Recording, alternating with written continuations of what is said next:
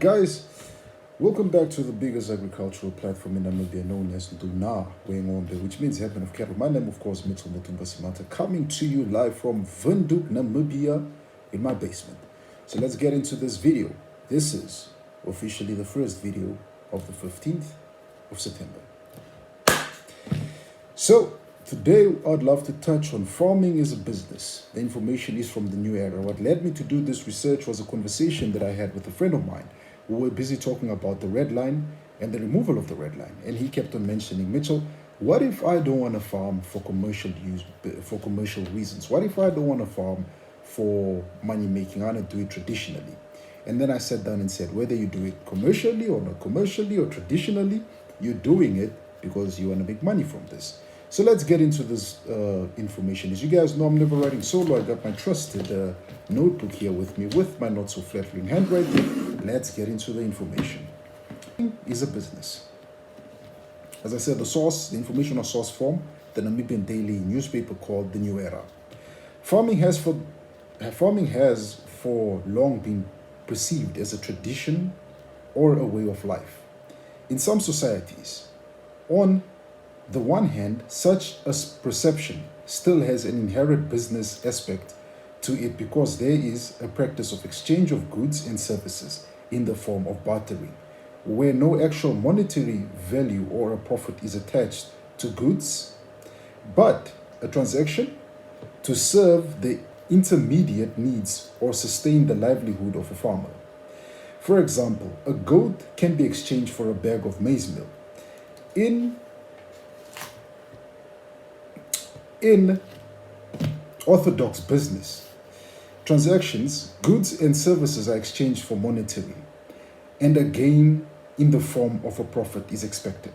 So meaning, in business, I will sell my book for money, not just give it to you for bartering and say I need a bag of maize. But that's what happens. On that, a goat is now sold for money, is used to buy a bag of maize. This is a business practice based on the principle of investment and return. Agriculture continues to change, especially in terms of market and technologies, thus influencing farm business operations to respond accordingly. This is where business mindsets and principles are applied to make the best use of factors of production, which are land, labor, capital, entrepreneurship. A farmer is an entrepreneur, aka business person, with abilities and efforts to manage and control labor, land, capital, such that they all complement his or her business vision. The land is the primary farm resource on which production takes place. It includes plants, water, soil, amongst others. The labor is the workforce or farm workers, and the capital is represented on the farm as assets such as building, machinery, tractors, etc., including money. The idea of business farming may be well understood and accepted, but becomes very difficult in practice because of the complexities of record keeping and financial management. Most farmers have productively good visions, but are not clear on how financially such visions could be achieved and what the desired financial status of the farm in the future should be. The farm business decisions should be based on its performance.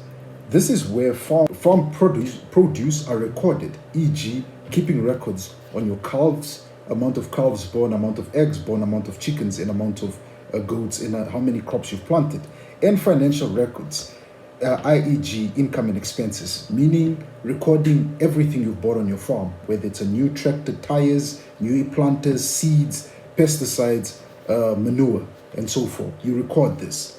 Become a handy in making truthful business decisions. Record keeping is a farm management tool guide that enables farmers to evaluate the performance of the whole farm business and how each enterprise, whether it's your livestock, your horticulture, or your aquaculture, how each enterprise is contributing to the overall progress of the farm. A farmer can monitor and determine whether the farm's activities are going according to his or her plan. Records allow a farmer to plan and budget based on own real data. Thus, future financial decisions are always guided and made based on the real information of the farm. On the other hand, a clear and useful farm record keeping system can create an opportunity for a farmer to receive support services such as financial advice, meaning going to your banker, talking to the banker, trying to get him, or bank or a financial advisor, trying to get him to help you make better decisions. Should you buy the bull? Shouldn't you buy the bull? Should you buy the new tractor? Shouldn't you buy the new tractor? As long as you have clear record keeping, this can help you, and this can actually help the financial person who's going to give you that advice make good decisions.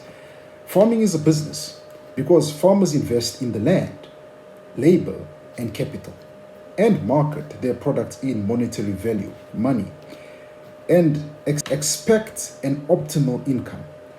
Good farm business is one that does not compromise the productivity potential of the land. Remember that. A good farming business does not compromise the productivity potential of the land. The labor is skilled and motivated, and capital investment is sufficient and appropriate. A good business decision should be made for reference and not memory. So good to write it down and not from your mind. Lastly, agriculture is an economic pillar of Namibia, and it supports all livelihoods, although faced by unforgiving climatic conditions. On that, farmers need to explore and use appropriate production methods that will ensure sustainable production and make it their business to feed the nation. So that's how farming is looked as a business. They mentioned key things here: being able to put the land to work and not minimizing the potential for the land to bring back money. Making sure that you have good workers that are motivated and are skilled. Hiring appropriate workers. I keep on hammering away at this one, telling farmers that you can't just hire every Pete, Billy, and Tom on the side of the road. You need to make sure that you hire workers that have skills or that have knowledge of the type of agriculture you want to do. You pay your workers well so they are motivated to carry out their duties daily. Because sometimes farmers, we also don't pay our workers very well. I've heard of some farmers that pay their workers alcohol at the end of the month, which is quite bad. And then making sure that you have a war chest. I'd call it a war chest, financial money put aside for a rainy day. This is where the term comes in. Money put aside for a rainy day. For example, if you want to buy a brand new bull into your farm, you need to be able to go and say, I have money put away from it, rather than running to the bank and taking a loan. Loans are good if you can pay them back, but they're problematic when you can't pay them back. So these are the things that you need to make sure that you do, that you always prepare and make sure that you have money. And also, another thing that was mentioned in the information is you need to be able to produce your fruits, vegetables, your livestock. Make sure that you're able to wean your cattle while taking in consideration the weather conditions. I remember when we had one of the worst droughts in this country, 2012, 2015, one of the worst droughts we had. Cattle were dying left, right, and center. So you need to be able to make sure that even in the worst drought your country is facing, you are still able to pump out your winners, pump out your crops, whether it means you invest in appropriate technologies, irrigation, or you invest in buying feeds when the feeds are cheap and storing them on your farm and saving them for a rainy day. So, and one of the biggest things that was mentioned here is record keeping, making sure that you keep records of your income and your expenses. You write down every expense on the farm. Probably one of the expenses is buying leeks. How many bags of leeks did you buy? How much they cost? Fixing a tractor, fixing things on the farm, because the repairs have to happen on the farm. And then also sitting down and saying that your income, looking at your income, saying I sold 25 bags of cabbage, or I sold 10 winners of cattle or goats or whatever. I sold that, or I sold 52 trays of eggs. Writing that down and keeping records of every transaction you do on your farm, so that when you approach your banker and you say, hey, help me out, I'm suffering with my finances, or your record, or or your accountants. They can look at the records and tell you, okay, let's minimize on this, let's increase on this, let's reduce on this, and let's do this. So these are the type of things that you need to look at. So is farming a business, whether you do it large scale or small scale, whether you do it for traditional reasons or for commercial reasons? It is. Whether it is that you are planning to make money from it now, or whether you're just keeping cattle for traditional reasons, you're still gonna want to exchange them for money. Remember, for traditional reasons, I'm exchanging my cows to my in-laws for a bride, or I'm exchanging my cows for my in-laws or for my friend of mine to get a car. You see, so there's a bartering system that happens, but there is still a monetary aspect of it. It's a business aspect of it, because the person will probably tell you, particularly of Lobola, will probably tell you, my daughter's hand in marriage will cost you 35 cows and 35 cows. Give me 35 cows to marry my daughter. And you exchange that.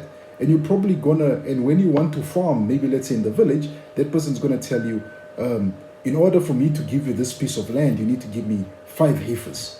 So there is a business aspect. They're putting value to say this piece of land is equivalent to the price of 5 heifers. So whether you do it for traditional reasons or whether you do it for commercial reasons, it is a business. Whether you are bartering and exchanging livestock and produces, it is a business. There's the business aspect of it, because you're putting value to say these 5 boxes of eggs will cost you maybe 2 chickens, 2 layers. The bartering system is there. So it works on the simple principle of investment and return. And don't forget, the factors of production are here, which is land, labor, capital, entrepreneurship. And remember, yourself as a farmer, you are an entrepreneur, you're a business person, because you need to figure out how you're going to sell your produce. With that said, ladies and gentlemen, I just want to say bye for now.